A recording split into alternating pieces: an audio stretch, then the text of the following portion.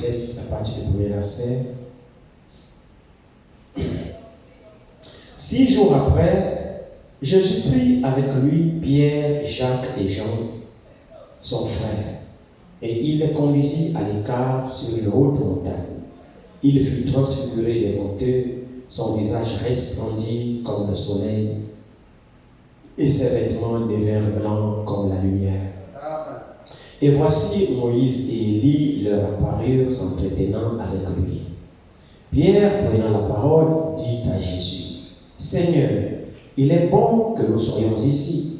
Si tu le veux, je dresserai ici 3 tentes, une pour toi, une pour Moïse et une pour Élie. » Comme il parlait encore, une nuée lumineuse les couvrit. Et voici une voix fit entendre la nuée ces paroles. « Celui-ci est mon fils bien-aimé, en qui j'ai mis toute mon affection. Écoutez-le. » Lorsqu'ils entendirent cette voix, les disciples tombèrent sur leur face et furent saisis d'une grande frayeur. Mais Jésus s'approcha, les toucha et dit, « Lèvez-vous, n'ayez pas peur. » Ils levèrent les yeux et ne virent que Jésus seul. Comme ils descendaient de la montagne, Jésus leur donna cet ordre, ne parlez à personne de cette vision jusqu'à ce que le Fils de l'homme soit ressuscité des morts. Amen. Que le Seigneur bénisse encore sa parole. Veuillez vous asseoir. Verset 10 à 11, il dit, les disciples lui posèrent cette question, pourquoi donc les scribes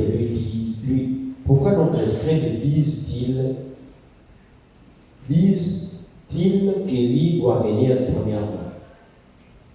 Il répondit, il est vrai qu'Élie doit venir et rétablir toutes choses. Il est vrai qu'Élie doit venir et rétablir toutes choses. Dans Marc 9,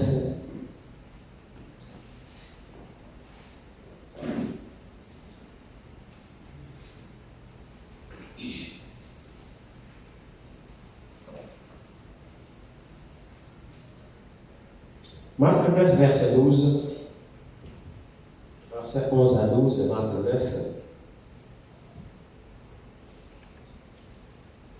Les disciples lui posèrent cette question. Pourquoi les scribes disent-ils qu'il faut qu'Élie vienne premièrement? Il leur répondit, Élie viendra premièrement et rétablira toutes choses. Amen. Alors, nous retournons dans Matthieu 17, suite à cette grande vision que le Seigneur a voulu faire voir à ses disciples sur la montagne de la transfiguration. Il a été transfiguré, comme nous l'avons vu déjà mercredi, qu'il est conduit sur une haute montagne, et là, ils ont assisté à un spectacle tellement glorieux qu'il n'est pas donné à tout le monde de le voir. Mais avant, nous savons qu'au verset 28 de Matthieu 16, il va faire déjà une annonce en disant que quelques-uns qui sont parmi vous ici, il dit ici au verset 28, il dit, je vous le dis en vérité, quelques-uns de ceux qui sont ici ne mourront point qu'ils n'aient vu le Fils de l'homme venir dans son règne.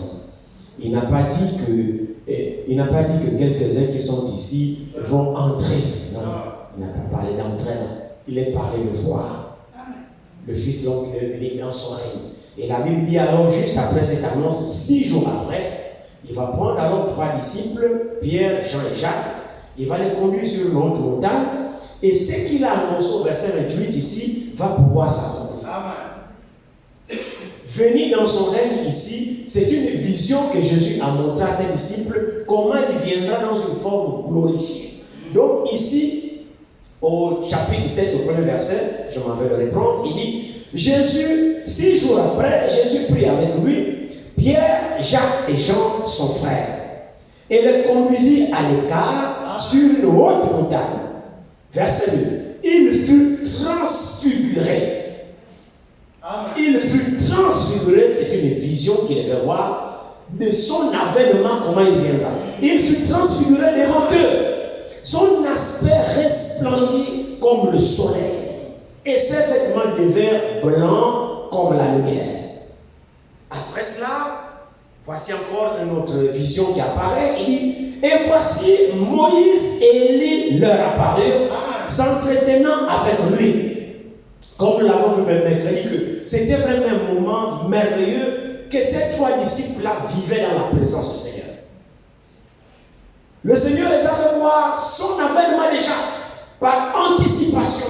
Dans une vision, il fut transfiguré. C'est comme ça qu'il viendrait. Alors, Élie est apparu. Moïse a apparu. Or, les disciples n'ont pas vécu à l'époque d'Élie et de Moïse. Mais Jésus, dans cette scène-là, sur la haute montagne, vous savez, tout ce que le Seigneur fait, c'est un enseignement. Et là, il n'a pas réservé cette grande vision à tous ses disciples. Il n'a plus que 3. Conformément à ce qu'il a annoncé, il dit, je vous le dis en vérité, quelques-uns, il n'a pas dit tous, quelques-uns de ceux qui sont ici ne mourront point, qu'ils n'aient vu le Fils de l'homme venir dans son règne. Les quelques-uns là, ce sont ces disciples qui marchent avec lui. Il dit, tous ne mourront point, qu'ils n'aient vu le Fils de l'homme venir dans son règne. Alors, juste 6 jours, il va sélectionner 3 disciples. Et nous avons vu que ces disciples-là typifiaient pour chacun d'eux une vertu. Donc, Pierre typifiait la foi, Jacques typifiait l'espérance, et Jean typifiait l'amour. Donc, il a pris ces 3 témoins pour les amener effectivement voir son règne, son avènement futur. Et là, il fut transfiguré dans sa forme glorifiée, dans laquelle il reviendra. Donc, il a montré un avant-goût à ces 3 disciples-là. Maintenant, il va faire une chose, il va ramener Élie en vie, il va ramener Moïse aussi à ses côtés, et les 3 et 30 en train de s'entretenir avec lui. Alors, Pierre saisi de cette vision, il a été le plus courageux. Les autres, certains aussi, étaient merveilleux par la même vision. Mais Pierre, le plus courageux, va dire non, Seigneur, nous sommes vraiment dans ta présence, et ce que nous vivons là est extraordinaire. Alors, permets-nous de ne plus sortir de cette présence. Restons toujours dans cette atmosphère, parce qu'il fait beau d'être dans la présence de Dieu. Frère, Pierre vivant des moments extraordinaires. Au point où il ne voulait plus s'en séparer. C'est pourquoi il dit, c'est bon qu'on reste ici. Je veux bien quitter cette présence pour aller encore retrouver les pharisiens, les sadducéens dans le péché, dans ces histoires. Ici, c'est un moment vraiment merveilleux. Seigneur, si tu veux, nous demeurons ici, restons ici. Alléluia. Alors on va faire 3 tentes. On va construire 3 églises. Nous aurons 3 adorations. De temps en temps, on va adorer Moïse. De temps en temps, on va adorer le prophète. Oh, le prophète a dit, le prophète a dit. Comme nous avons aujourd'hui. Les esprits ne meurent pas. Mais Jésus n'a pas fait apparaître Élie et Moïse pour faire une nomination. Non. Élie et Moïse sont apparus pour un enseignement. Et il y a plusieurs enseignements dans cette division-là. Il n'y a pas qu'un seul enseignement. Il y a plusieurs enseignements dans cette division-là. Premièrement, le premier enseignement que nous tirons de cette division, c'est que dans le cas des disciples, effectivement, c'est des prophètes qui avaient une place. Parce qu'effectivement, quand vous regardez ici, allons-y donc, juste là, Matthieu, je crois, Matthieu 23. Regardez ce que le Seigneur dit ici, Matthieu 23. Matthieu 23, ici.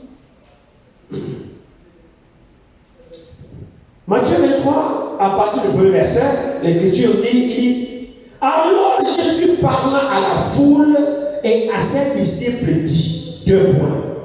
Les scribes et les pharisiens sont assis dans la chair de Moïse. Est-ce que vous suivez? Être assis dans la chair de Moïse, c'est-à-dire, ils ne respiraient que Moïse. Ils ne parlaient que Moïse. Ils basaient leur foi sur Moïse. Un petit truc Moïse a dit. Un petit truc Moïse a dit. Comme nous avons aujourd'hui. Le prophète a dit. Le prophète a dit. Tout c'est le prophète qui a dit. Alors les gens sont assis sur la chair du prophète. Et quand Jésus était venu, ceux qui l'attendaient n'ont pas très bien compris qui était Jésus. Mais ils avaient toujours Moïse en tête. Ils avaient toujours Élie dans leur esprit. Donc ces 2 prophètes-là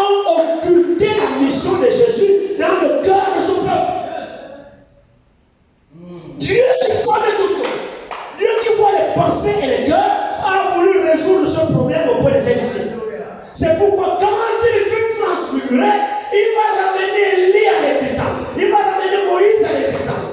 Plus que Élie et Moïse, effectivement, faisaient l'objet de vénération pour le peuple. Oui. Alléluia. Alors, Dieu voulait montrer à ses disciples que non, celui-ci est plus grand qu'Élie, il est plus grand que Moïse. Il fallait le témoignage divin de Dieu lui-même pour aider aux disciples ne pas mettre Jésus sur le même pied d'égalité qu'Élie, ne pas mettre Jésus sur le pied d'égalité que Moïse. Que celui-ci est plus grand. Celui-ci est mon fils, en qui j'ai mis toute mon affection. Écoutez-le seulement. Premier enseignement dans cette vision. Deuxième enseignement. Quand il ramène Élie et Moïse représentait les élus qui iront l'enlèvement après la résurrection. C'est-à-dire ceux qui sont morts, ressuscités et qui iront avec lui quand il viendra dans sa forme glorifiée. Donc Moïse représente les saints qui sont morts, mais qui ressusciteront pour partir avec lui. Mais Élie représente les saints qui ne sont pas morts, mais qui seront changés et qui partiront avec lui. Parce que Moïse était mort, Élie n'était pas mort. Il avait été enlevé sans passer par la mort. Donc ces deux personnages typifient effectivement l'enlèvement des croyants. Que tu sois mort, tu reviendras à la vie. Que tu sois vivant, tu seras changé en au ciel. Amen. Est-ce que l'église est d'accord? Et non seulement cela, il y a encore un troisième enseignement là-dessus. Dans le règne du Seigneur, effectivement, quand il viendra, les morts en Christ ressusciteront premièrement selon 1 Thessaloniciens chapitre 4, à partir du verset 13. Vous le savez, non? Les morts en Christ ressusciteront, et nous les vivants, attribués selon Élie qui n'était pas mort, seront changés. Mais aussi, quand le Seigneur viendra, il y aura des gens aussi que le Seigneur trouvera là qui ne seront ni morts, ni jamais enlevés. Mais que le Seigneur trouvera là. Cela typifie maintenant les témoins qui étaient donc Pierre, Jean et Jacques, typifient cette catégorie de personnes. Ça, c'est un détail qu'on ne parle jamais. Il y a une catégorie des morts qui ressusciteront. Il y a une catégorie qui seront enlevés vivants. Mais il y a une catégorie qui seront là quand le Seigneur viendra. Est-ce que vous le savez? Oh oui, bien sûr. Alors, cet événement a eu lieu. Le Pierre a commencé à dire les choses importantes. Jésus a dit non. C'était juste pour vous montrer effectivement, Dieu a rendu ce témoignage que c'est lui qui le fait écouter. À la fin de la vision, Jésus va donner une recommandation. Il dit ne parlez à personne de cette vision jusqu'à ce que le Fils de l'homme soit ressuscité. Juste après cela, les disciples se souviennent parce qu'ils viennent de voir Élie. Ils se souviennent alors que les prophéties disent qu'Élie doit venir. Et c'est comme ça qu'ils posent la question à Jésus. Mais pourquoi alors les scribes disent-ils qu'Élie doit venir? Jésus n'a pas dit non, c'est faux. Non. Jésus a dit oui, c'est vrai. Élie doit venir pour faire quoi? Que l'homme doit venir, il doit venir pour rétablir toutes choses. Amen. Ça, c'est sorti par la bouche du Seigneur lui-même. Et il n'est pas encore parti. Il annonce déjà qu'Élie doit venir. Amen. Et rétablira toutes choses. Frère, c'est une annonce capitale et importante. Or, nous sommes sur notre grand sujet qui concerne le retour du Seigneur. Mais le retour du Seigneur ne se fera pas sans d'abord le rétablissement. Amen. Je parlais hier, c'était hier, avant hier. Frère, c'est hier, c'est hier qu'on a travaillé. Ah, que Dieu bénisse nos frères qui ont travaillé là hier. Vous avez vu le travail qui a été fait là? Là, le travail, la force que nous avons fait là. Les frères ont fait un grand travail là hier, au passage, pendant que je suis. C'était dans le faire rappeler encore. Demain, nous viendrons maintenant pour creuser la fosse. Nous viendrons pour creuser. Il faut qu'on avance avant les pluies. Notre souhait, c'est que cette fosse-là soit déjà faite et que l'on dalle avant la pluie. Nous sommes déjà en août, les pluies vont bientôt venir là. Donc si on creuse déjà, on fait rapidement pour faire ça avant les pluies. Ici, donc je disais que le Seigneur répondait à une préoccupation effectivement, puisque les disciples dans leur esprit, ils avaient ces deux prophètes-là gravés dans leur tête et dans leur esprit. Comme ils sont assis dans la chair de Moïse. Donc le Seigneur voulait balayer cela. Que ni Élie, ni Moïse ne sont pas plus grands que Jésus seul. Donc c'est Jésus qu'il faut écouter. Alors ce soir, je vous dis aussi que c'est Jésus qu'il faut écouter. Pendant que j'exhortais, je crois qu'il y avait deux sœurs qui sont venues là, j'étais les noms. Donc j'ai parlé à cette là, j'ai dit, vous partez dans les églises, vous les écoutez, c'est bien. Frère, les églises sont nombreuses aujourd'hui. Nous ne sommes même pas la meilleure. Ça n'est pas le problème. Mais le véritable problème, c'est d'être dans la volonté de Dieu. Ça, c'est le vrai problème aujourd'hui. Les églises sont en quantité industrielle. Ceux qui parlent de Dieu sont partout. Le problème n'est pas là-bas. Le problème est, laquelle est la question? La question c'est celle-ci. Où se trouve Dieu? Où est l'église qui est dans la parfaite volonté de Dieu? Où est l'enseignement de Dieu? Et si vous partez dans les églises où vous partez, puisque vous aimez toujours partir partout, dans une église où on ne vous parle pas du rétablissement, c'est vrai qu'on va dire que Jésus vient. C'est sûr. Toutes les églises parlent que Jésus vient. Mais Jésus ne viendra pas avant le rétablissement.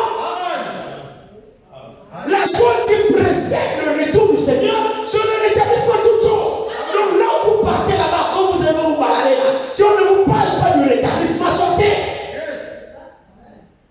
Une église qui ne parle pas du rétablissement de toutes choses, cette église n'attend pas le retour du Seigneur.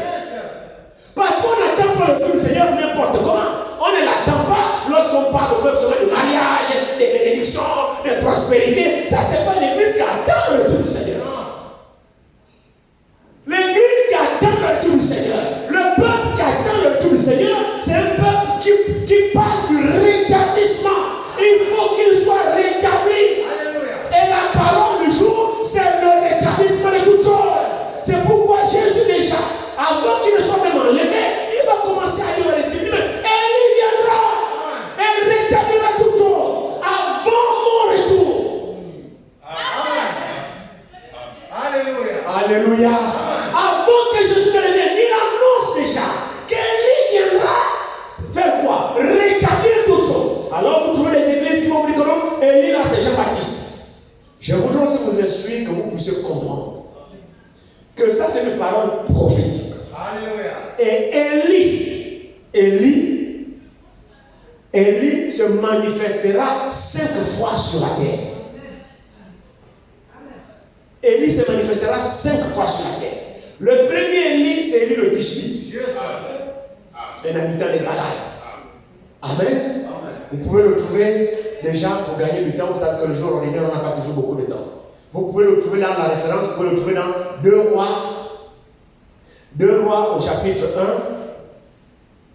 1, à partir du verset 8. Là, vous trouvez Élie le Tishbite.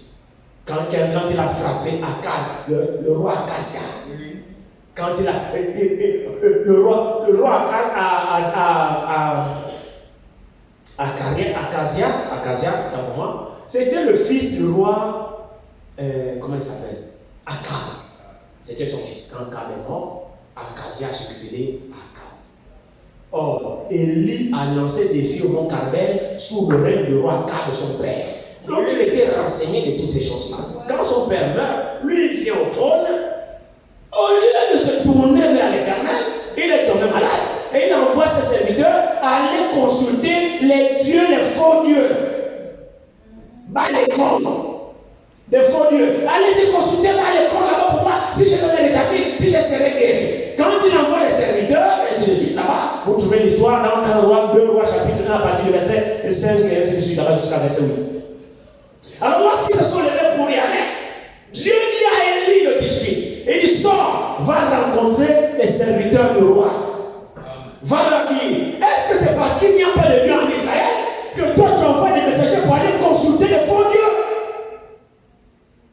Est-ce que c'est parce que vous n'avez pas un véritable Dieu que lorsque vous êtes éprouvés, vous avez des problèmes, vous partez chez les faux dieux, les faux prophètes, chez les nanas, chez les sorciers? Vous dites par là que le Dieu que vous priez est un faux Dieu.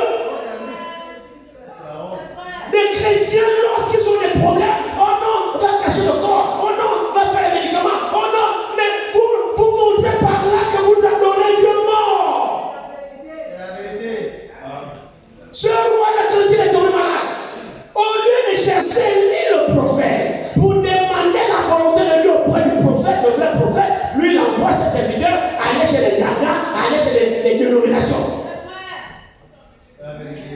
Élie là où il était, Dieu lui dit, va, sors, va rencontrer les envoyés du roi.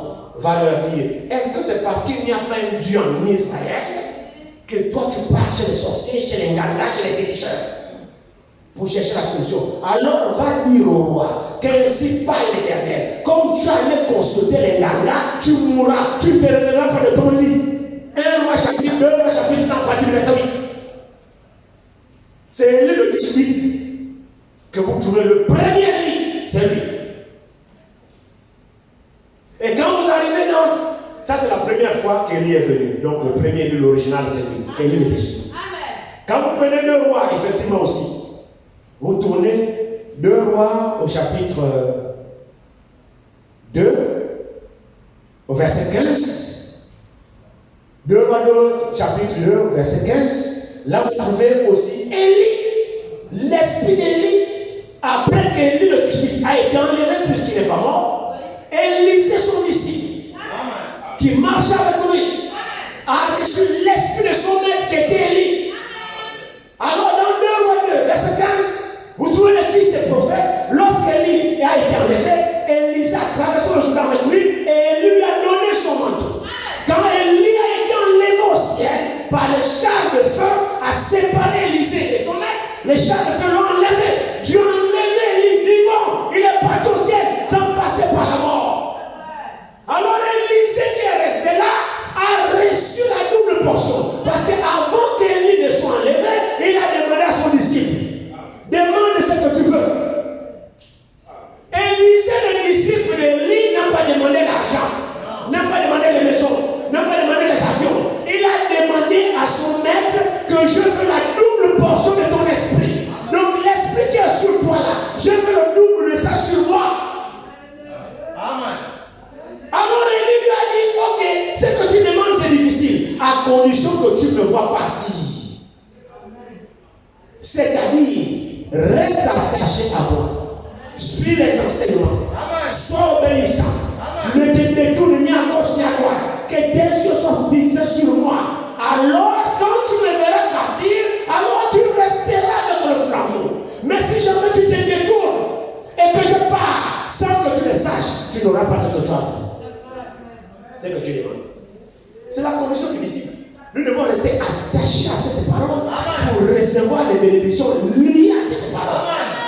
Si jamais nous sommes distraits pendant la persévérance, mon frère, quand il viendra, tu ne sauras pas. Alors quand Élie a été enlevé, il a laissé son manteau. Et Élisée, quand il passe maintenant pour traverser le Jourdain, il prend le manteau d'Élie, son maître. Le Jourdain, c'est un grand fleuve. Comment il va traverser? Alors il a pris le manteau d'Élie, son maître. Il a frappé sur le Jourdain. Il dit, où est le Dieu d'Élie? Dès qu'il frappe sur les eaux se sont séparées. Et Élisée a traversé le Jourdain à sec. Et quand il traverse le Jourdain, les fils des prophètes, dont les dénominations qui étaient là, ont vu cela. Ils ont dit, celui-ci a l'esprit d'Élie. 2 Rois 2, verset 15. Alors, c'est la deuxième fois que l'esprit d'Élie s'est manifesté sur la terre. Première fois avec Élie le disciple qui a été enlevé. La deuxième fois avec Élisée qui était son disciple, ça fait 2 fois. La troisième fois avec Jean-Baptiste. Là nous sommes dans Luc chapitre 1 au verset 17. Luc 1 verset 17, la Bible dit que Jean-Baptiste marchera dans la puissance et l'esprit d'Élie. Mais son nom c'est Jean-Baptiste. Mais l'esprit qui était en lui c'était l'esprit d'Élie le disciple. Alors c'était la troisième fois que l'esprit d'Élie revenait sur la terre avec un autre personnage différent. Jean-Baptiste aussi alors était un Élie. Pour faire quoi? Pour ramener les cœurs des pères vers leurs enfants. Donc l'Élie de Jean-Baptiste a fait quoi? quoi? Jean-Baptiste n'a rien rétabli. L'esprit d'Élie dans Jean-Baptiste a par contre introduit la nouvelle alliance. Élie et Jean-Baptiste venaient introduire le nouveau jour, le jour de la grâce. Jean-Baptiste est venu faire sortir les gens de la loi pour les introduire dans la grâce. C'est ce que l'esprit d'Élie dans Jean-Baptiste a fait. Donc lui il est venu inaugurer le nouveau jour, le jour du salut, le jour du pardon, le jour de la grâce. C'est Élie et Jean-Baptiste qui est venu comme précurseur de la première venue de Christ. Christ, quand il est venu dans le monde, pour la première fois, il est venu sauver. Il n'est pas venu juger, il n'est pas venu condamner, mais il est venu accorder le salut. Il est venu accorder la grâce, il est venu accorder le pardon. Et avant qu'il ne rentre en scène, il fallait Élie. Et Élie là, c'était Jean. Luc 1, verset 17. Là, ça fait 3 fois. 5, c'est le chiffre de la grâce. Alors, la 4e fois qu'Élie doit revenir, c'est maintenant pour préparer le jour de la vengeance. Là, nous trouvons dans Malachie chapitre 4, versets 5 à 6. Avant le grand et terrible jour de l'Éternel, je vous enverrai Élie le prophète. Avant le grand et terrible jour de l'Éternel, c'est-à-dire le jour du jugement. Or, nous savons que quand Jésus est venu, ce n'était pas le jour de l'Éternel. Ça, c'était le jour du salut. C'était le temps de la grâce. Il y a eu un Élie, et cet Élie, c'était Jean-Baptiste. Maintenant, le jour de la vengeance, le jour du jugement, avant que Jésus ne revienne, il nous enverra encore aussi Élie le prophète.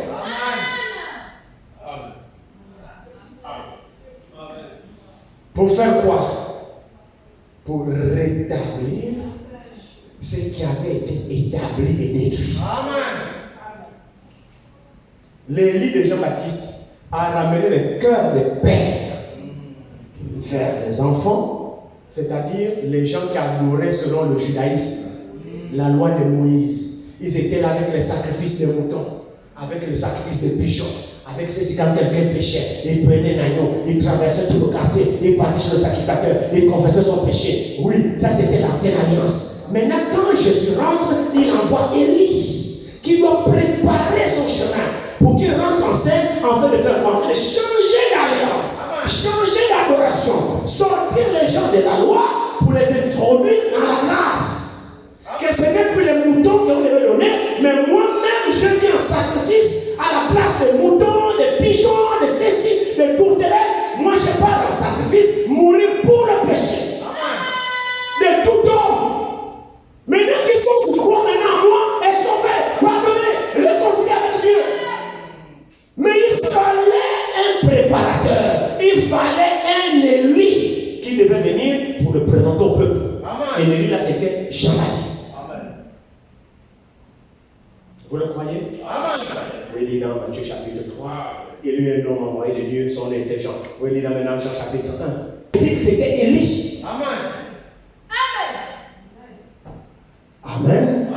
C'était la 3e fois. Donc la 4e fois, comme je disais, c'est Malachie chapitre 4. Élie doit revenir pour ramener maintenant le cœur des enfants vers les pères. L'élie de Jean-Baptiste a ramené le cœur des pères vers les enfants.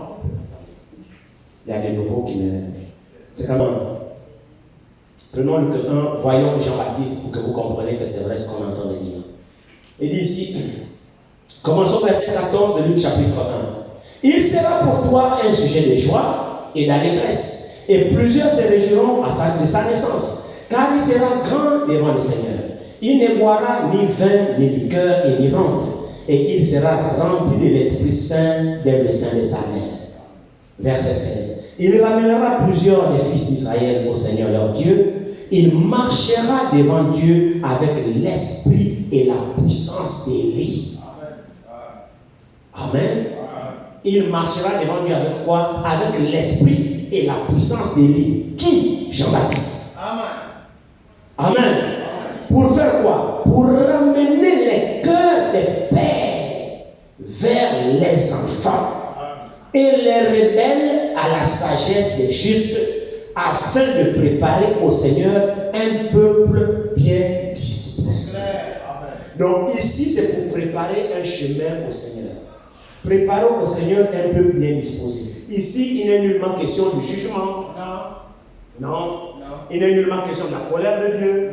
Non. Il s'agit de la grâce. Dieu va rentrer en scène dans un homme pour pouvoir sauver les autres hommes. C'était le jour de la grâce. Alors, il a préparé un instrument spécial qui était Jean. C'est donc Jean chapitre 1, ici. Jean chapitre 1.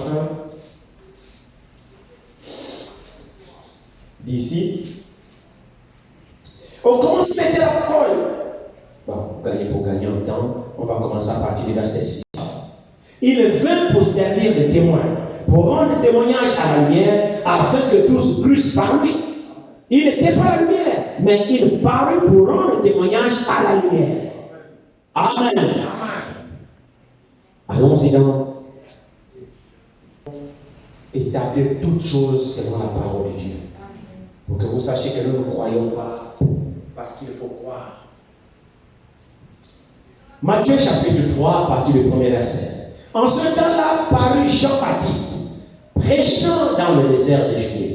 Il disait, répandez-vous, car le royaume des cieux est proche. Jean est celui qui avait été annoncé par Ésaïe le prophète lorsqu'il dit, c'est ici la voix de celui qui crie dans le désert. Préparez le chemin du Seigneur, aplanissez ses sentiers.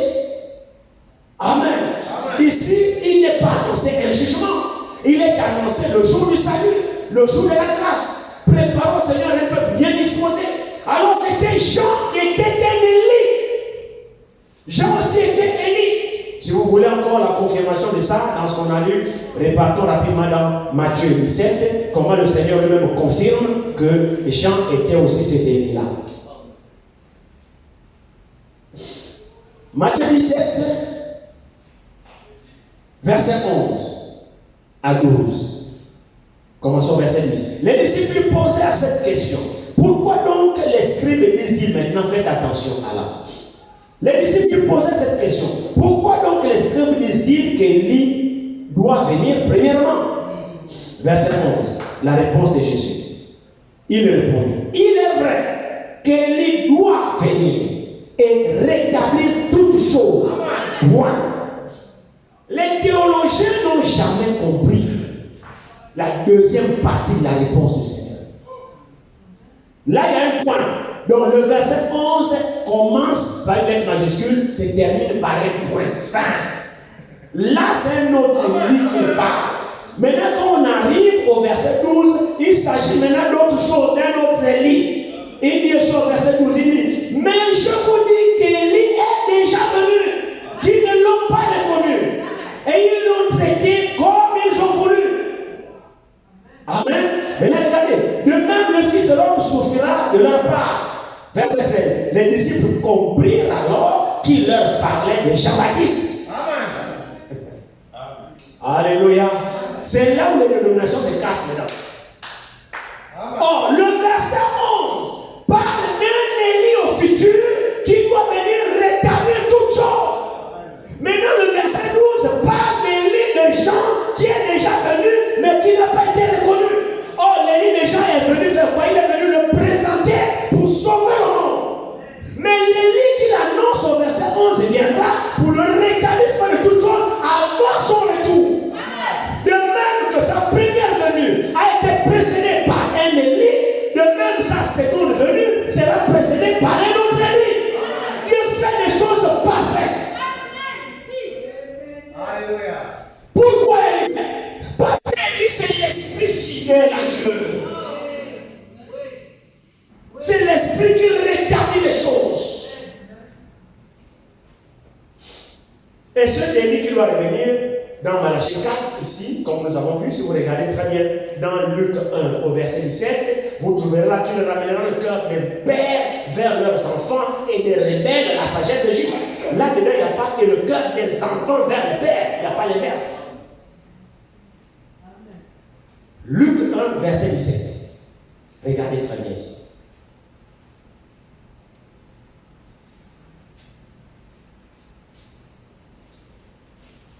À partir du verset 16 de Luc 1, il ramènera plusieurs des fils d'Israël au Seigneur leur Dieu, Il marchera devant Dieu avec l'esprit et la puissance d'Élie pour ramener les cœurs des pères vers les enfants et les rebelles à la sagesse des justes, afin de préparer au Seigneur un peuple bien disposé. Ça s'est accompli, il s'agit là de Jean-Baptiste. Maintenant, allons-y dans Malachie au chapitre 4, le dernier livre de l'Ancien Testament. Verset 5 de Malachie chapitre 4, verset 5 à 6. Il dit ceci. Voici, je vous enverrai Élie le prophète, avant que le jour de l'Éternel vienne. Et quel est ce jour? Ce jour grand et redoutable. Bien sûr, ce n'est pas la venue de Jésus. Quand Jésus est venu, ce n'était pas le jour de l'Éternel, c'était le jour de grâce. Ce n'était pas un jour grand et redoutable, c'était le jour du salut. Mais ici, avant le jour de l'Éternel, ce jour grand et redoutable, verset 6 nous dit, Élie là qui viendra, verset 6 dit, première partie, il ramènera le cœur des pères à leurs enfants. Là, vous trouvez Jean-Baptiste, Luc chapitre 1, verset 17. Vous trouvez Jean-Baptiste là, la première partie. Maintenant, regardez la deuxième partie du verset 6. Et les enfants à leur père, ça, Jean-Baptiste ne l'a pas fait. Ce sont des détails comme ça que l'épouse est déclarée et que les dénominations ne connaissent pas.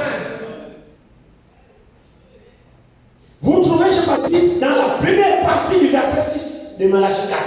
Il ramènera le cœur des pères vers les enfants. Ça s'accomplit avec la première venue de Jésus dans le temps de la grâce. Maintenant, et conjonction de combinaison. Ça veut dire que cette deuxième partie doit être accomplie par un Élie. Mais nous trouvons l'accomplissement de la prophétie avec Jean-Baptiste, que Jean-Baptiste n'a pas accompli la deuxième partie qui consiste à ramener le cœur des enfants vers leur père. Non, Jean-Baptiste n'a ramené que le cœur des pères vers les enfants. Mais le cœur des enfants vers les pères, donc l'inverse, ça, l'Élie de Jean-Baptiste n'a pas fait l'inverse. Pourquoi? Parce que cela ne s'accomplissait pas à son temps. Et il est important de connaître ici qui sont les pères, qui sont les enfants, et qui sont les enfants, qui sont les pères. Dans le verset 17, il ramènera le cœur des pères vers les enfants. Là, nous devons comprendre qu'il s'agit de quel père vers quels enfants. Il s'agit des pères dans le judaïsme, dans la loi de Moïse. Ce sont que les patriarches qui adoraient selon l'ancienne alliance. Donc, Élie de Jean-Baptiste, il était le prophète qui était à la jonction du temps. Jean-Baptiste mettait fin à la loi et il introduisait la nouvelle alliance qui était la grâce. Donc, il était le prophète, un pied dans la loi, un pied dans la grâce. Donc, il était à la jonction de deux dispensations. Il mettait fin à la dispensation de la loi de Moïse et il introduisait la nouvelle dispensation de la grâce par le sacrifice parfait de Jésus. Alors, quels sont ces pères-là dont parle Luc 1, verset 17? Ce sont les pères de la loi qui adoraient selon les anciens sacrifices pour les introduire maintenant vers les enfants. Quels sont ces enfants? Les enfants dans la nouvelle adoration. Donc, les enfants de la foi chrétienne, la nouvelle adoration. Oh, la nouvelle adoration est née avec les apôtres. Alléluia. Alléluia. C'est pourquoi les apôtres, quand ils sont venus, ils n'adoraient pas le Seigneur selon la loi. Personne ne respectait le sabbat. Personne. Parce que le Père lui-même ne respectait pas le sabbat. Le sabbat, c'est un type de repos. Le repos, il est en Christ. C'est des choses physiques qui témoignent de spirituel. Il ne s'agit pas de respecter un sabbat physique aujourd'hui. Ça fait qu'on reste au travail. Pas. Non. C'était des choses qui typifiaient le véritable repos. Et les apôtres avaient déjà ce repos. Parce que le Saint-Esprit typifie le vrai repos. Quand vous avez le Saint-Esprit, vous vous reposez de vos œuvres. Quant au salut, bien sûr.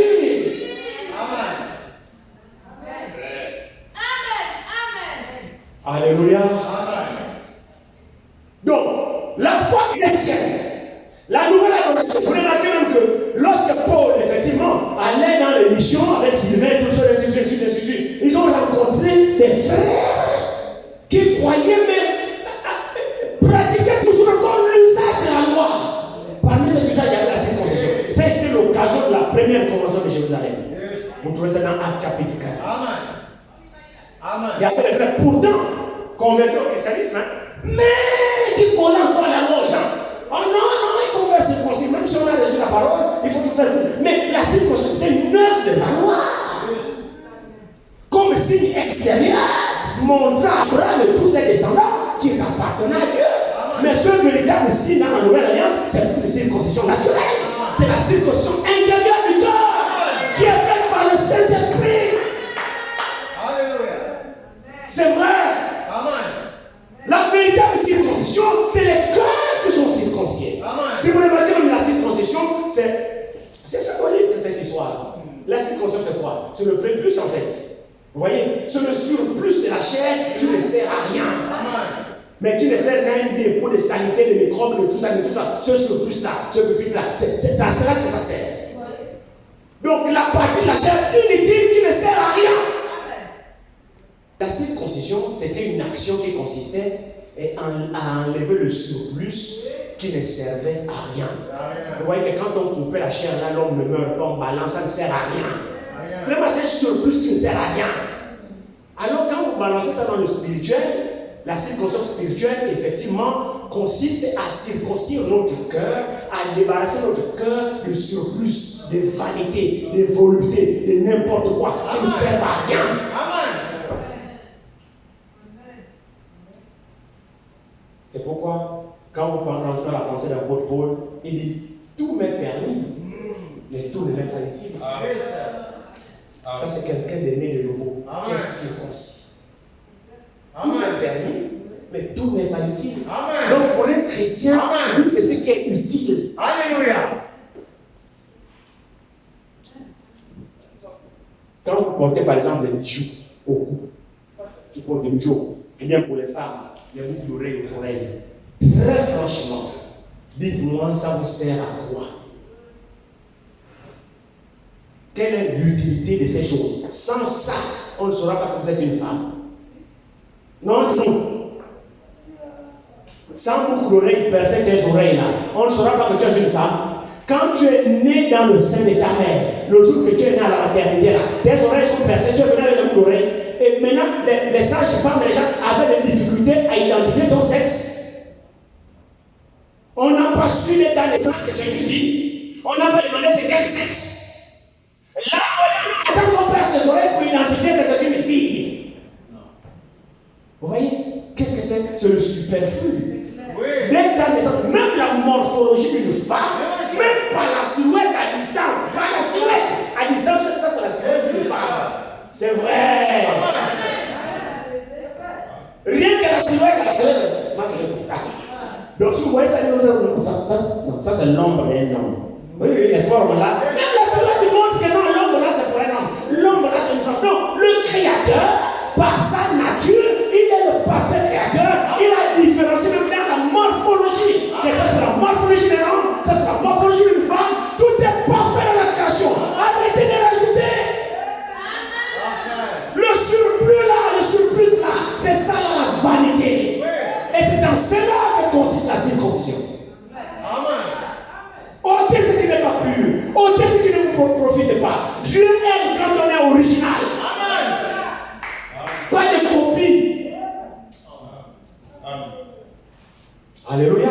Alors quand Paul a rencontré effectivement au milieu des frères qui croyaient à la grâce, mais en même temps quand les autres de là, Paul les a résistés. Il dit non. Ne mettez pas un joug sur les frères. Alléluia. Paul dit je les ai résistés, c'est de faux frères. Et pourtant, Moïse a dit la loi. Oui, Moïse a dit tout ce que Moïse a dit, c'est accompli en Christ. Amen. Jésus a dit, je ne suis pas venu abolir la loi, mais je suis venu l'accomplir. Amen. Donc la loi et les prophètes sont accomplis en Christ. Quand vous lisez Luc chapitre 24, la Bible dit, commençant par les prophètes, par les psaumes et par la loi, il leur expliquait les Écritures, ce qui le concernait. Amen. Maintenant que Christ a accompli la loi, pourquoi voulez-vous encore me faire vivre la loi? Non. Nous avons maintenant la loi de Christ. Amen. Christ a apporté une nouvelle loi. Pas la loi des sang de bouc et de taureau, mais la nouvelle loi qui est passée par la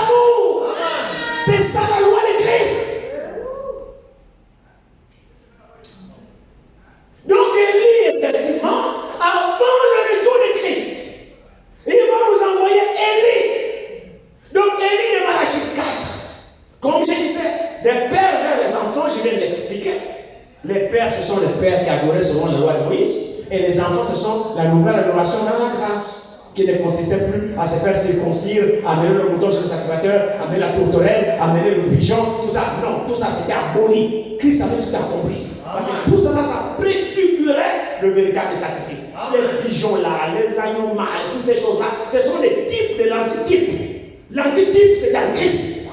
Maintenant que Christ a accompli la loi, nous n'avons plus besoin encore des œuvres de la loi. Le docteur Paul Nangarat nous enseigne ça. Nous définissons les œuvres de la loi. Nous définissons la loi. Nous définissons la grâce. Dans Galates, Paul nous enseigne toutes les choses. Nous n'avons pas retourné encore dans la loi. Maintenant, la deuxième partie est le cœur des enfants vers le Père. Jean-Baptiste a tourné le cœur des pères vers les enfants. Je viens de l'expliquer. Maintenant, la deuxième partie est le cœur des enfants vers le Père. Là aussi, il convient d'expliquer. Est-ce que ça pourrait dire que bon, et ramener encore nos cœurs, donc les pères et la loi, hein, comme on adorait selon la loi, pour les ramener encore vers les enfants? Non, c'est plus ça. C'est plus ça.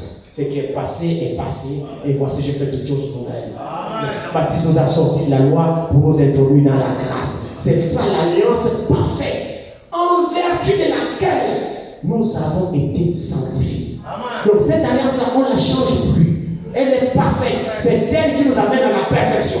Donc on ne la change pas. La première, on l'a changée parce qu'elle n'était pas parfaite. L'église est là. Donc la nouvelle alliance qui a été introduite par les apôtres, c'est l'alliance parfaite. Et c'est elle qui demeure jusqu'aujourd'hui.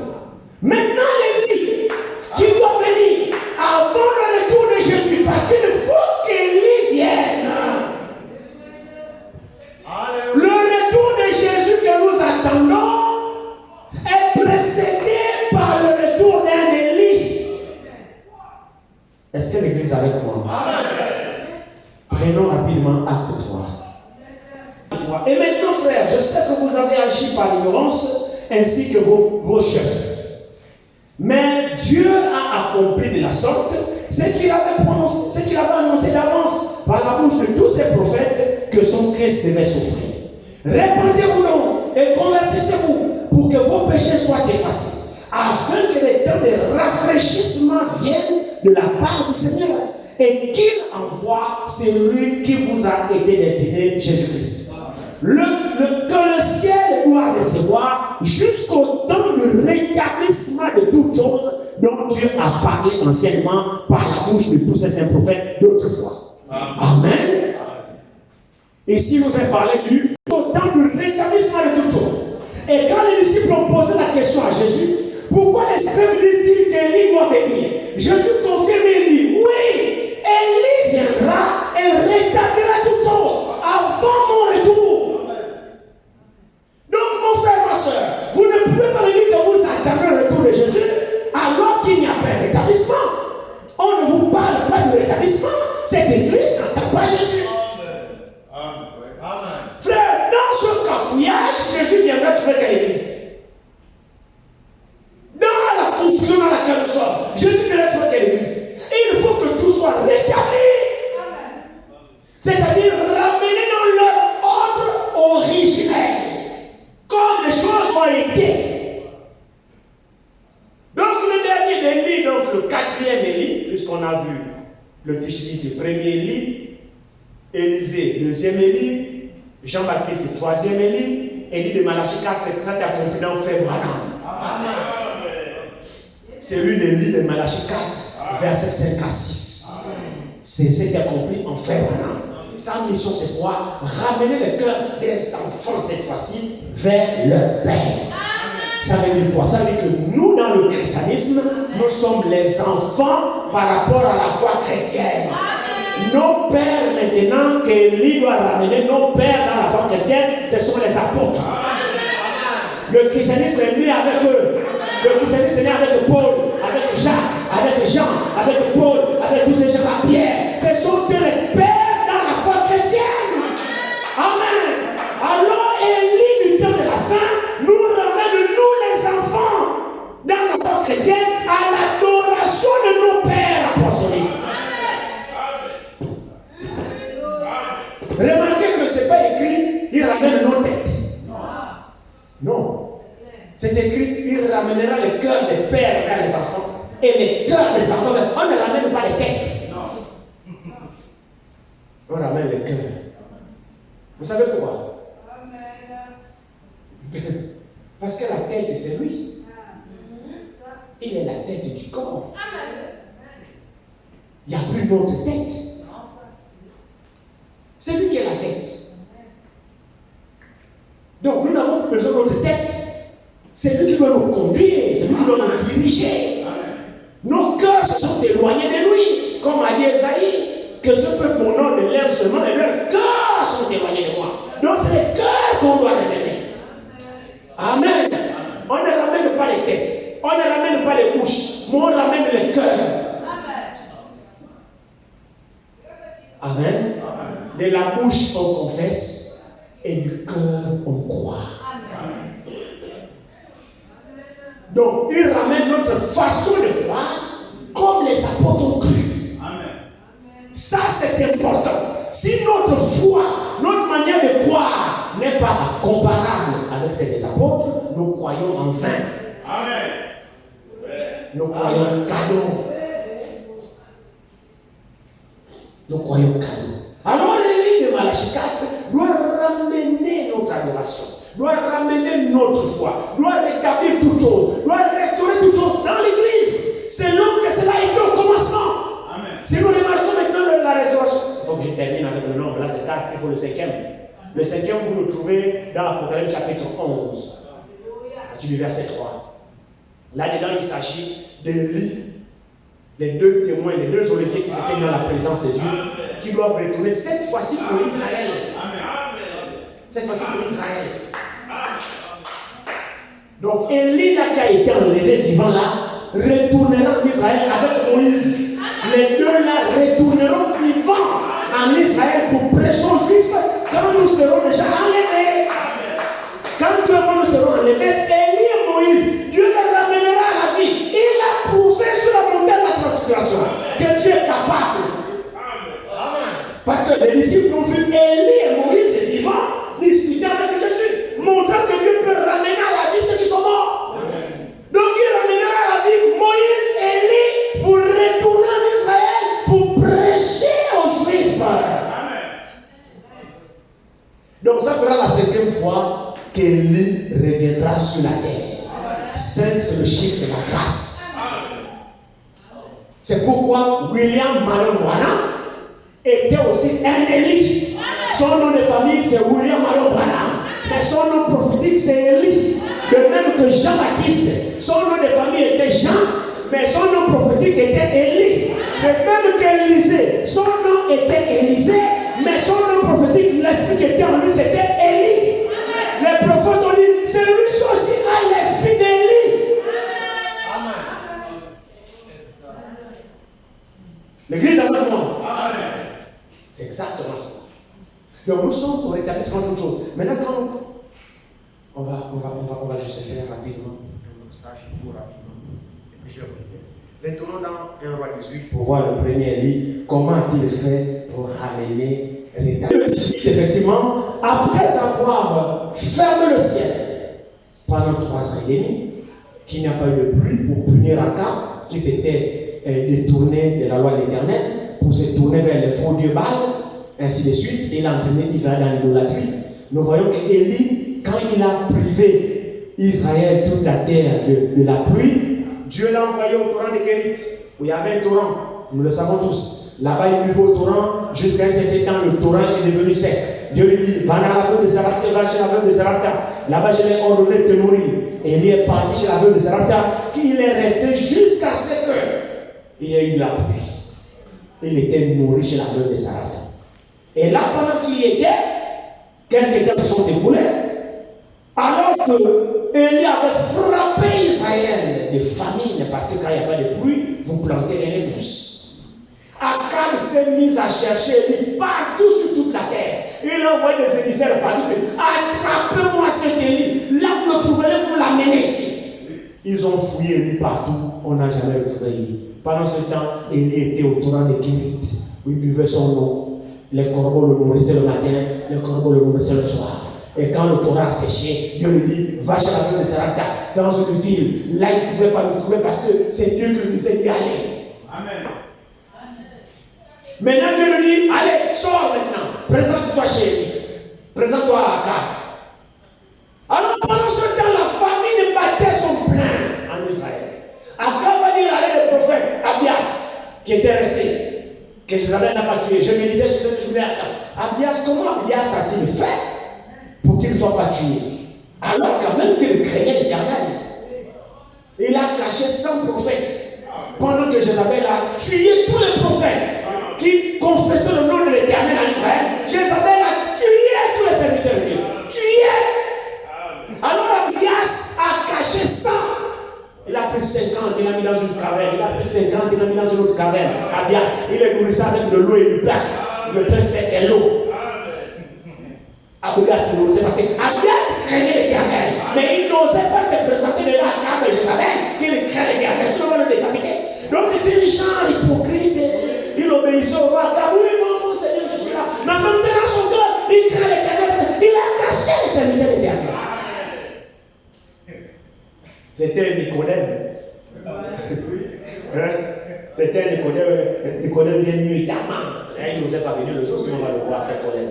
Nuitamment vient. Rabbi, nous savons que tu es un prophète élevé de Dieu. Nous savons. Il n'a pas dit je sais. Il dit nous savons. Lui, c'était qu'il est inscrit un pharisien. Donc ça, c'est discutant entre là-bas dans le haut conseil du Sanhédrin. Tous étaient convaincus que Jésus était un docteur venu droit de Dieu. Mais personne n'osait l'avouer en public, sinon on va te virer. C'était le genre d'Abias. Abias en cachette, il craignait Dieu, il craignait aussi Akab, il faisait des compromis. Alors Akab et Abias, toi et moi, on va se partager. Tu vas aller dans ce coin, moi je vais aller dans un autre coin, à la recherche un peu de quelques torrents, quelques sources d'eau, si on peut trouver un peu de l'eau, parce que là, avec cette famille là, franchement, on va tuer tout le bétail, on va manger, on va tuer, on n'aura plus rien. Donc va à la recherche de l'eau, moi je vais pas à la recherche de l'eau. Ils se sont partagés le chemin. Et là, Dieu dit à Élie, son serviteur, allez, sors de chez la veuve, va, sors, prends ce chemin. Va voir Akab. Aujourd'hui, là, tu vas te présenter chez Akab. Akab te cherche depuis 3 ans, il te voit vraiment aujourd'hui, c'est aujourd'hui.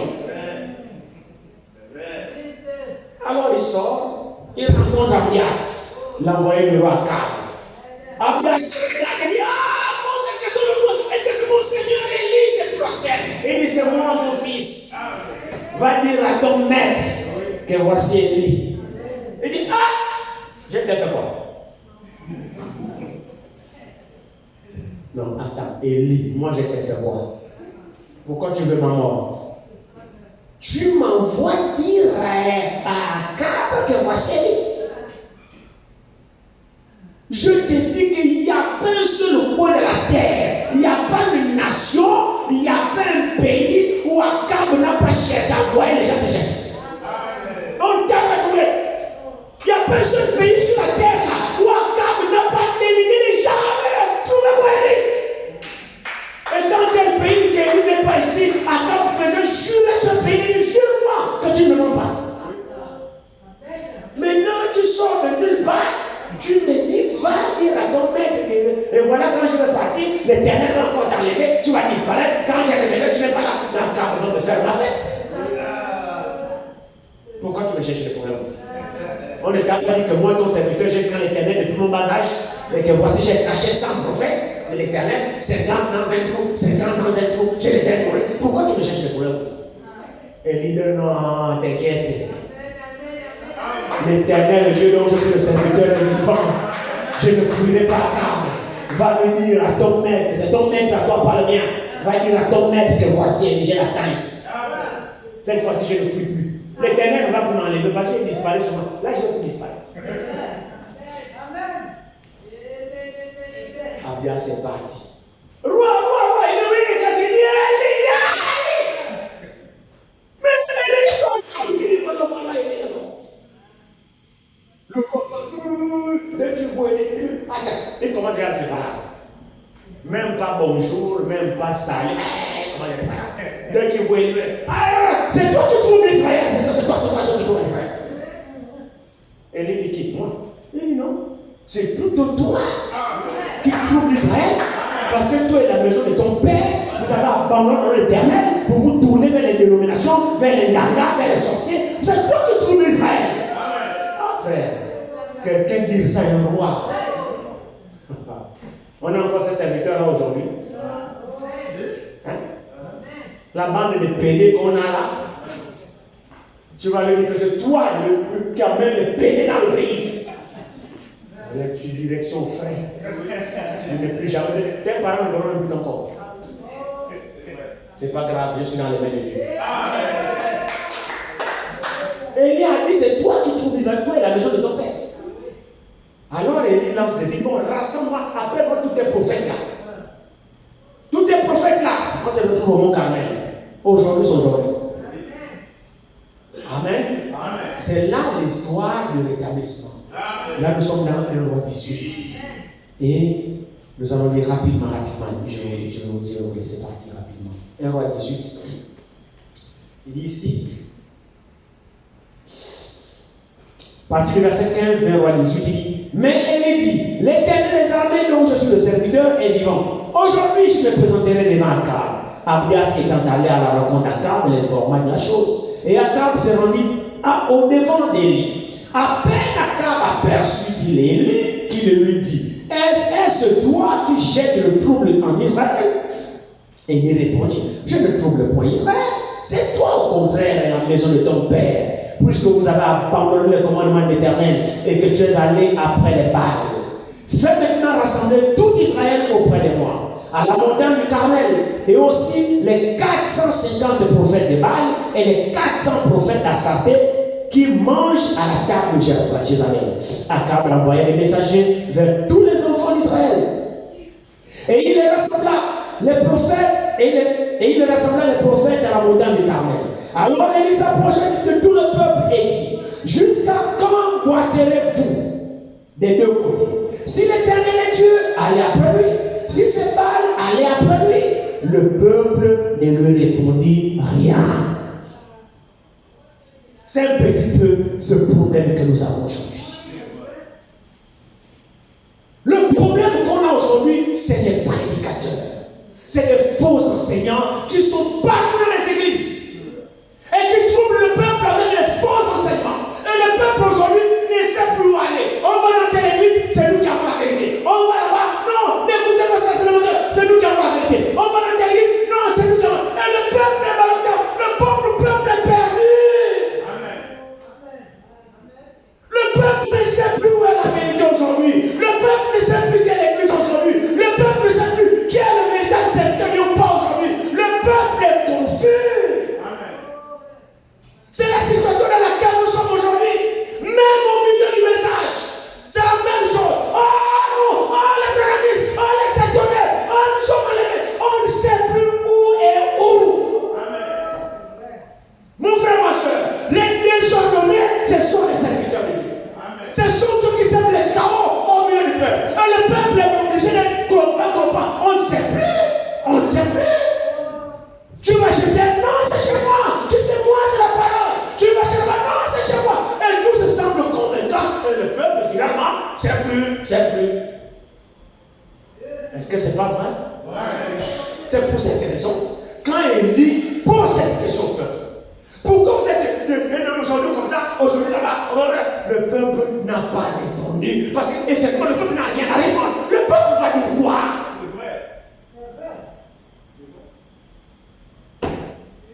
Et dit, mais pourquoi vous êtes comme ça, l'Éternel? Là-bas, l'Éternel, c'est faux, nous, c'est nous, et il dit, mais pourquoi vous êtes comme ça? La Bible dit, le peuple lui dit mot. Qu'est-ce que le peuple va répondre? On tire à gauche, par tel enseignement. On tire à droite. L'autre dit, c'est nous qui avons la vérité. L'autre dit, c'est nous qui avons. Le peuple va dire quoi? Le peuple est ballotté. Le peuple est perdu. Le peuple est désorienté. Regardez un peu ici. Regardez. Amen. Il dit ici, quand je lisais ça, le Seigneur me faisait voir. Je dis, le peuple ne dit rien. J'ai dit, oh, le pauvre peuple. C'est vrai qu'il ne peut rien dire. Dans chaque église, chacun vous vend son produit. Chacun veut que c'est nous qui avons la vérité. Quand tu vas là-bas, tu dis non, finalement c'est lui qui a la vérité. Quand tu dis non, je crois que dans les autres. Oui, le peuple vient dire, je suis fatigué, mais je ne sais plus en fait. Le peuple ne dit rien. Parce qu'évidemment, dans une telle confusion, le peuple ne sait plus. Maintenant, regardez ici, verset 22. Prenons le verset 21. Il dit, alors Élie s'approcha de tout le peuple et dit, jusqu'à quand boiterez-vous des deux côtés? Si l'Éternel est Dieu, allez après lui. Si c'est Baal, allez après lui. Le peuple ne lui répondit rien. Le peuple a besoin d'une certitude. Verset 22. Et Élie dit au peuple, je suis resté seul des prophètes de l'Éternel. Et il y a 450 prophètes de l'Éternel. Jusque-là, c'est toi qui le dis, Élie. Et de toutes les façons, chacun ne pourra que dire que j'appartiens à Dieu. Vous voyez qu'à un moment donné, je sais que l'église, je veux que vous soyez connectés avec moi. Personne ne vous dira que je suis un faux serviteur de Dieu. Personne ne vous dira que je viens là de la part de Satan. Tout le monde vous dira que s'il y a un vrai serviteur de Dieu, c'est moi. Tout le monde vous dira que moi, ce que je prêche, c'est la vérité. En dehors de moi, personne ne prêche la vérité. Tout le monde dira ça. Mais vous allez remarquer que nos simples déclarations sont insuffisantes. Ce n'est pas ça qui rassure. Poursuivons la lecture, nous allons voir. Regardez. Donc, Élie, ici, quand il dit qu'il s'autoproclame qu'il est resté le seul serviteur de Dieu, écoutez, tes déclarations n'engagent que toi, monsieur. C'est toi qui penses que tu es seul, voyons. Ça ne convainc personne, ça. Verset 23. Maintenant, écoutez, il dit que l'on nous donne 2 taureaux, qu'ils choisissent pour eux l'un des taureaux, qu'ils le coupent par morceaux et qu'ils le placent sur le bois, sans y mettre le feu. Et moi, je préparerai l'autre taureau et je le placerai sur le bois sans y mettre le feu. Amen.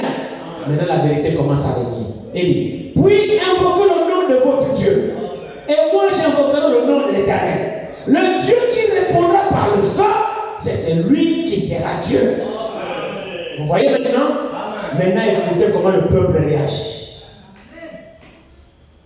Et le peuple répondit en disant, c'est bien.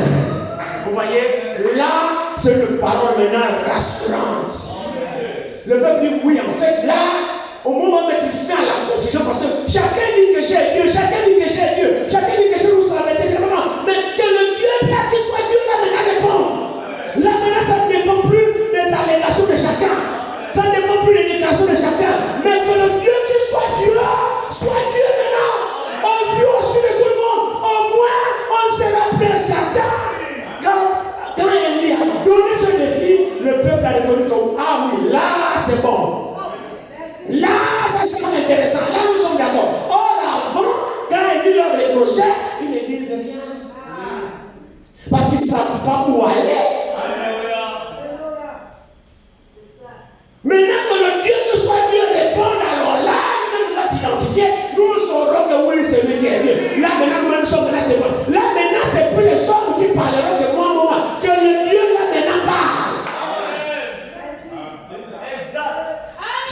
Qu'est-ce qui arrête la confusion? C'est Dieu lui-même qui arrête la confusion. C'est pas les hommes.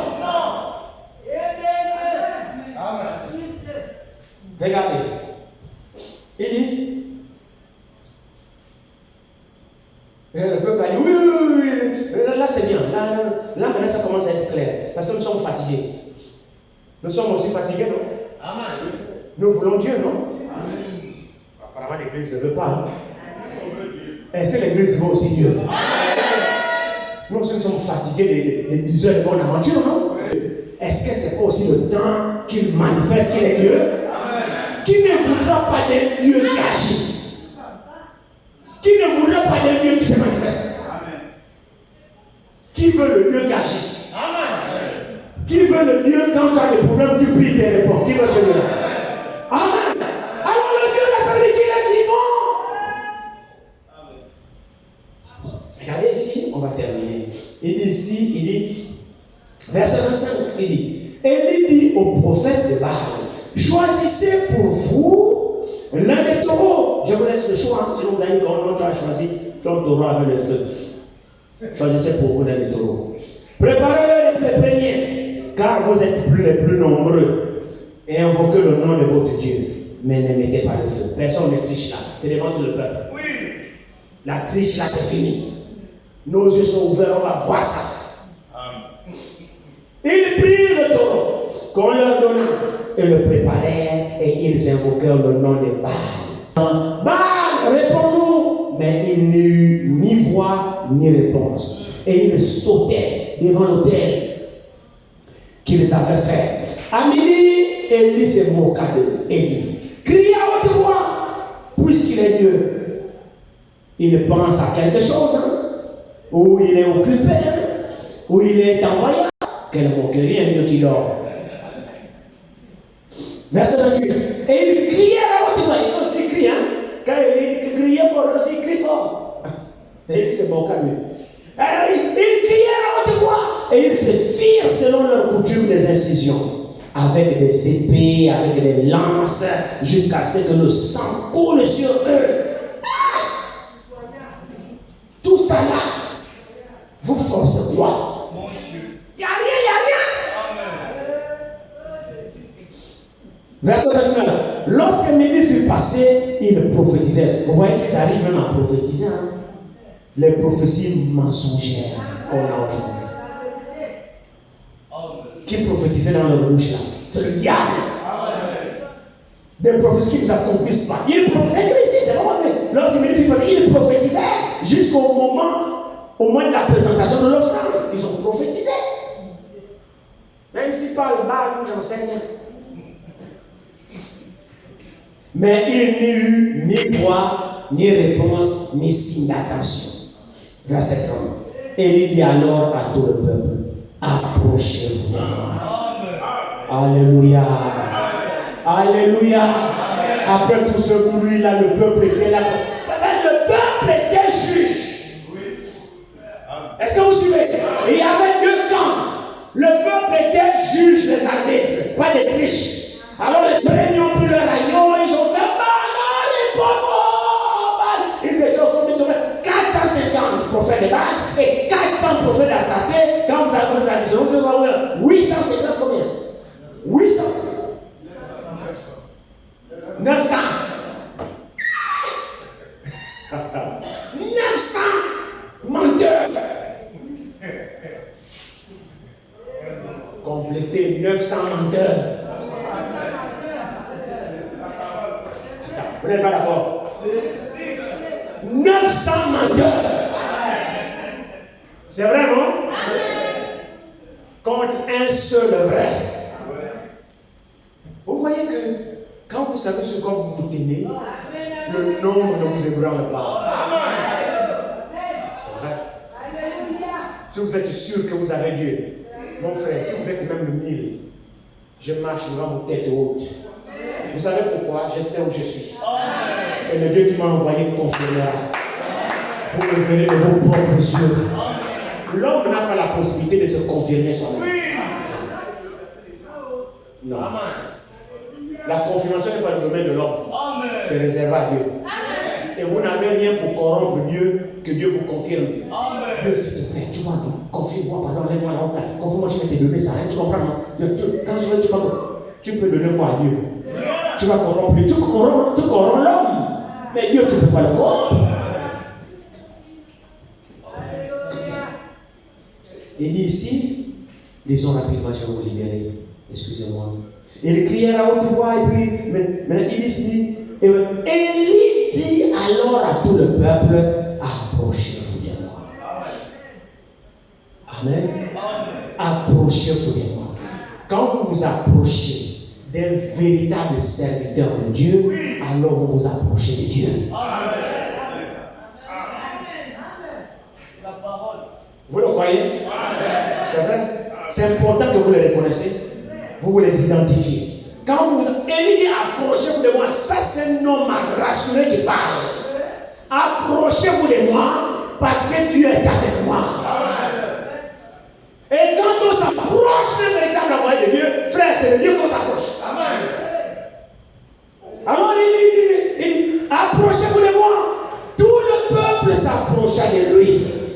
Élie faisait quoi? Écoutez ça maintenant. Élie rétablit l'autel. Vous écoutez le mot rétablir là? Élie rétablit l'autel.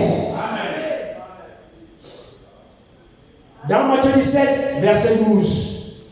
Élie viendra et rétablira toutes choses. Dans Marc 9, verset 12. Il est vrai qu'Élie viendra premièrement et rétablira toutes choses. Alors nous voyons que le rétablissement a commencé par ce d'Élie, le Tishbite, dans l'Ancien Testament. Quand Israël avait abandonné Dieu, avait abandonné la parole de Dieu pour se tourner vers les femmes habilement conçues, dans les histoires des églises, ils ont abandonné Dieu chez les faux prophètes, les vendeurs d'illusions. Alors ils se sont témoignés de Dieu. Dieu a envoyé un homme au nom d'Élie. Et quand Élie est venu, il a lancé un défi. Que Dieu qui répondait par le fait qu'il soit Dieu. Quand les faux prophètes ont fait leurs initiations, il n'a pas répondu. Après, c'est qu'ils sont fatigués tout seuls. Élie a dit maintenant, arrêtez. Montez maintenant, venez. Approchez-vous de moi. Quand le peuple s'est approché d'Élie, Élie n'a pas commencé à sacrifier. Non. Parce que le sacrifice est sacrifié sur l'autel. Oh, l'autel était déjà détruit. C'est sur l'autel qu'on sacrifiait à l'Éternel. Et l'autel, Jézabel et avec Akab avaient renversé l'autel de sacrifice. Que les sacrificateurs ont fait les sacrifices pour le peuple à l'Éternel. Donc cet autel avait été renversé. Maintenant, Élie, avant de le sacrifier sur donc, il va le sacrifier sur quoi?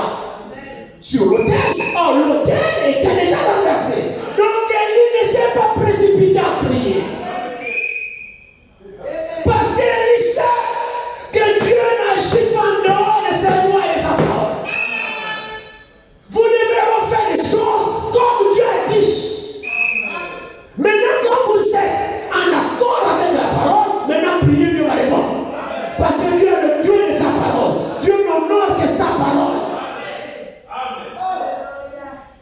Si tout ce que vous faites n'est pas en alignement avec cette Bible, Dieu n'est pas avec vous. Et Dieu ne répondra pas. Donc Élie a rétabli d'abord l'autel. Comment il fait pour rétablir l'autel? Il a pris 12 pierres. Tout est significatif. Pourquoi? Selon les 12 fils d'Israël, les 12 enfants de Jacob, c'est avec les 12 pierres qu'on a bâti l'autel, parce que Dieu est le Dieu d'Israël. Selon les 12 tribus d'Israël. Et cet autel a été renversé. Donc Élie a pris 12 pierres et il a rétabli l'autel selon les 12 tribus d'Israël. Quand il a rétabli l'autel, il a mis le fossé. Il a dit, versez l'eau. On a versé l'eau. Qu'est-ce que c'est? La parole pour nettoyer tout. Dans Deutéronome 32, verset 2, la Bible dit, ma parole est comme la rosée qui tombe sur le peuple. Vous savez comment on prêche l'eau, on verse l'eau. C'est dans Éphésiens chapitre 5. Il la sanctifie par l'eau, par la parole. Donc il a versé l'eau. Les choses c'est selon la parole. Il a versé l'eau. Faites-le une fois, ils ont fait. Faites-le une deuxième fois, ils l'ont fait. Faites-le une troisième fois, ils l'ont fait. Loi débordée. Le sacrifice a été lavé avant d'être sacrifié. Oh, les balles ont sacrifié comme ça, pas de recommandations, pas de paroles, rien. Les dénominations sont comme ça. Ils prennent n'importe comment. Ils n'ont aucun fondement sur lequel ils se tiennent pour faire des choses qui sont dans le milieu. C'est chacun qui a sa petite révélation qui sort de nulle part et raconte ces choses. Mais lui, il fait des choses selon la parole. Il a rétabli l'autel avec 12 pierres, pas selon son instruction, mais selon la parole. Voilà pourquoi Dieu aime l'esprit d'Élie. Parce que l'esprit d'Élie ne sort pas de la parole, non, l'esprit d'Élie nous ramène à la parole. C'est la particularité de l'esprit d'Élie. L'esprit d'Élie nous ramène toujours dans la parole, ramène nos cœurs dans la parole. Il ne nous sort pas de la parole. Alors la Bible dit ici, Élie rétablit d'abord l'autel de l'Éternel qui avait été renversé. Alors il dit ici, il prit 12 pierres. Là sur verset 31. Il prit 12 pierres d'après le nombre des tribus des fils de Jacob. Amen. Auquel l'Éternel avait dit, Israël sera ton nom. Et il bâtit avec cette pierre un autel au nom de l'Éternel. Il fit autour de l'autel un fossé de la capacité de 2 mesures de semences. Il arrangea le bois, coupa le taureau par morceaux et le plaça sur le bois. Puis il dit, remplissez d'eau 4 cruches et versez-les sur l'holocauste. L'holocauste doit d'abord être lavé avant d'être sacrifié. Versez-le sur l'holocauste et sur le bois. Il dit, faites-le une deuxième fois. Il le fit une deuxième fois. Il dit, faites-le une troisième fois. Il le fit une troisième fois. L'eau coula autour de l'autel et l'on remplit aussi d'eau le fossé. Au moment de la présentation de l'offrande, Élie le prophète s'avança et dit, Éternel, Dieu d'Abraham, d'Isaac et d'Israël, que l'on sache aujourd'hui que tu es Dieu en Israël. Amen. Et que je suis ton serviteur. Et que j'ai fait toutes ces choses par ta parole. Ça, c'est important. Pas j'ai fait tout ceci selon ce que j'ai appris au séminaire. J'ai fait ceci selon les études bibliques. Non, j'ai fait tout cela selon ta parole. Si ce n'est pas sa parole, il n'agira pas. Maintenant, regardez sur la prière d'Élie. Quand est-ce qu'il a prié? Quand il a rétabli l'autel. Donc, l'autel était déjà détruit, donc il a rétabli. J'insiste sur le mot rétablissement. Il a rétabli. Après avoir rétabli, selon la parole, maintenant il prie. Verset 37, il dit, réponds-moi, Éternel, réponds-moi. Écoutez attentivement la prière de son serviteur. Réponds-moi, Éternel, réponds-moi, afin que ce peuple reconnaisse que c'est toi, l'Éternel, qui es Dieu, et que c'est toi qui ramènes leur tête. Hein? Il ramène quoi? Leur cœur. Dieu ramène les cœurs. Parce qu'on adore avec le cœur. On croit avec le cœur. On aime avec le cœur. On sert avec le cœur. On loue avec le cœur. Tout c'est le cœur. C'est important que le cœur soit ramené. Qu'on n'honore pas Dieu avec les lèvres et que notre cœur est dans nos choses. Non, Dieu veut le cœur. Tout ce que nous faisons de Dieu, faisons-le de bon cœur. Quand la chose n'est pas par le cœur, on fait la chose hypocritement. Que l'on sache que c'est toi qui ramènes les cœurs. Dieu ne ramène jamais nos têtes. Dieu ne ramène jamais, Dieu ramène nos cœurs. C'est pourquoi maintenant, regardez, terminons la lecture, terminons ici, il dit, verset 37, réponds-moi, Éternel, réponds-moi, afin que ce peuple reconnaisse que c'est toi, l'Éternel, qui est Dieu, et que c'est toi qui ramènes leur cœur. Et le feu de l'Éternel tomba, et il consuma l'holocauste, le bois, les pierres et la terre. Et il absorba l'eau qui était dans le fossé. Quand tout le peuple vit cela, là ce n'était plus les paroles d'Élie, les paroles, croyez-moi, non. Il y a un temps où Dieu rentre en scène et Dieu confirme le serviteur. Le peuple a vu cela. Parce que le Dieu qui répondait par le feu, qu'il soit Dieu, le peuple a dit oui, ça c'est bien. Mais quand on nous reprochait, pourquoi vous êtes aujourd'hui le peuple ne dit rien parce que le peuple est entraîné par les vendeurs de religion. C'est ça que l'église a recommandé. Maintenant là, le peuple a l'occasion de voir. Le feu là, c'est pas Élie qui l'a allumé. Le peuple a vu. Maintenant, regardez, verset 39. Quand tout le peuple vit cela, ils tombèrent sur leur visage et dit, c'est l'Éternel qui est Dieu. C'est plus bas. C'est fini la confusion. Alléluia. La frère, les peuples qui étaient sur le mont Carmel, là, après cette scène, personne ne peut plus venir raconter le français. C'est plus Élie qui a dit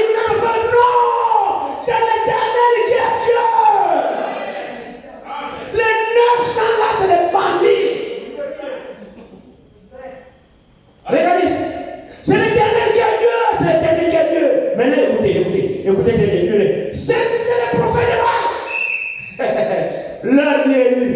Là maintenant c'est pour moi. Vous-même lui avez confirmé que ce sont des bandits.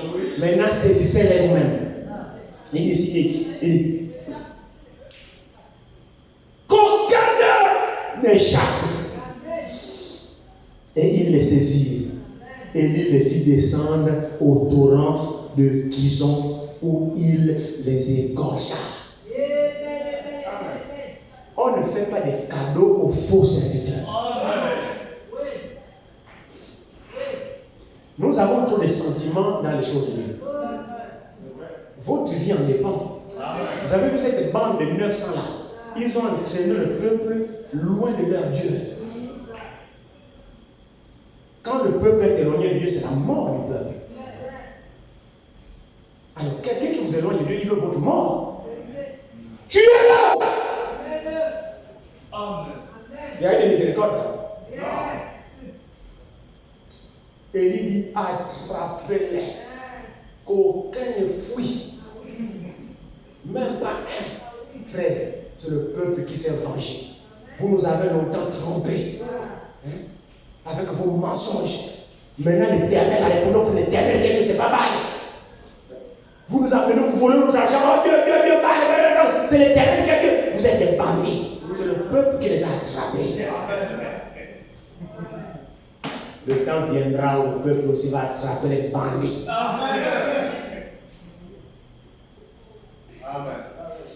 On a les mêmes bandits, ne vous inquiétez pas.